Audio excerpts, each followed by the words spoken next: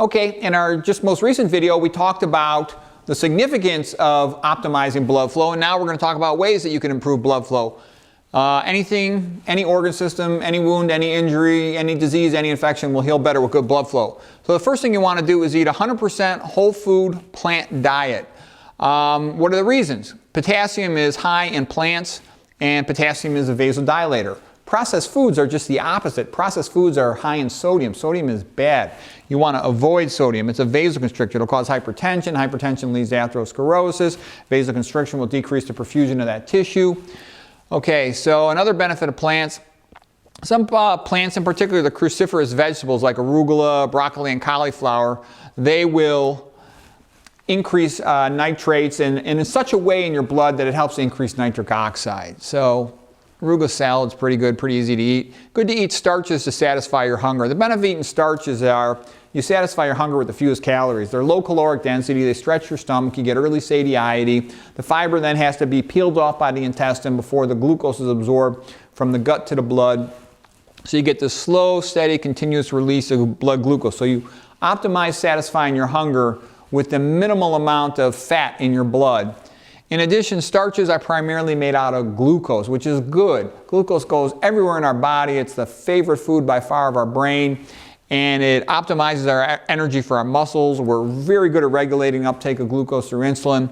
So it's the perfect way to satisfy your hunger with the minimum number of calories and with the minimum thickening of your blood, so to speak. Good to eat vegetables. You get lots of good nutrients, like magnesium, for example. Good to walk more. When you walk, you get the blood flowing. And everybody knows, when you contract the leg muscles, the venous blood, the muscles are squeezing the veins have one-way valves, gets the venous return up to your heart. But in addition, you have lymphatics all over your body that are also vessels with valves, and you maximize your lymphatic flow to get your immune system working better. In your spine, that action between the discs and the vertebral body, it sort of helps the nutrients to move into the disc of the spine and gets the waste products out. The disc on the spine is alive, okay? It runs on anaerobic glycolysis, but the point I'm saying is everything in your body, we're kind of made. It's like that, you pedal a bicycle and you got the generator that activates the light on a pedal bicycle. What I'm trying to say is human body's a lot like that. It's made to walk. It's what our ancestors did all day, is they walked around looking for food. So you'll have better immune system when you're walking a lot. If you're trying to heal an injury in a foot or an ankle, keep the area warm. Don't compress it. No compressive bandages, because that could impede venous outflow. Good to get out in the sunshine when you can. Notice how you feel good as soon as you walk out in the sun? It's because you got all these nitric oxide precursors beneath your skin that are activated by the sunshine. And you vasodilate all over and you feel good.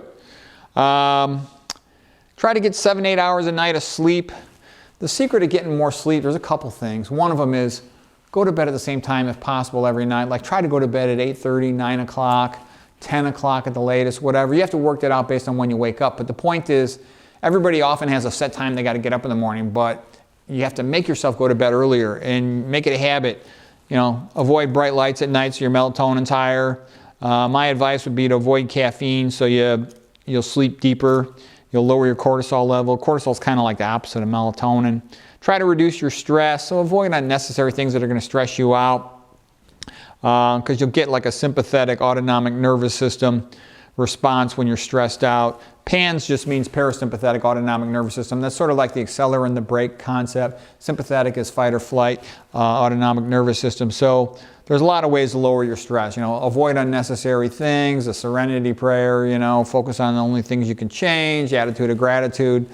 By being positive and appreciating what you have, what you're doing is you're lowering your cortisol, you're lowering your catecholamines so your body will function optimally. Things to avoid, we talked about avoiding sodium. Avoid fructose, because fructose goes right to the liver and its metabolism generates lots of uric acid. Uric acid, similar to sodium, is a vasoconstrictor, inhibits endothelial nitric oxide function. Uric acid is potentially, according to Dr. Sloop, he thinks it's also a bridging molecule like fibrinogen and LDL cholesterol to stick red blood cells together, causing a rouleau formation, which then causes decreased tissue perfusion.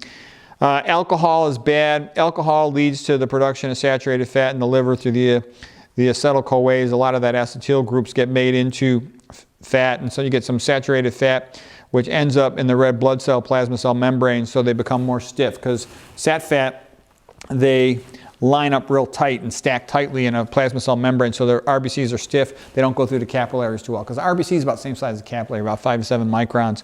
Avoid cigarettes, of course, because nicotine's another powerful vasoconstrictor. Try to avoid these estrogen or endocrine disrupting chemicals, estrogen disrupting chemicals, because they lead to activation of the PPAR gamma switch, which is sort of like the obesity switch. High estrogen levels in the body is almost like tells your hypothalamus you're pregnant, start storing energy and weight for the baby.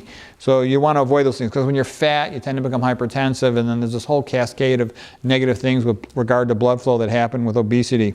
We talked about avoiding meat, because meat's got a lot of saturated fat. Meat causes rouleau formation, meaning the RBCs stick together. Rouleau means stack of coins in French. And then it also eventually sort of pushes you towards diabetes.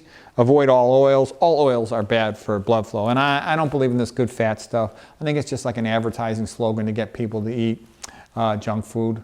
I mean, even omega-3s increase the risk of prostate cancer. They are thought to increase the risk of prostate cancer based on a couple of studies. I recommend avoiding all that stuff. Our ancestors 10,000 years ago didn't drink any type of oil. It's a processed food.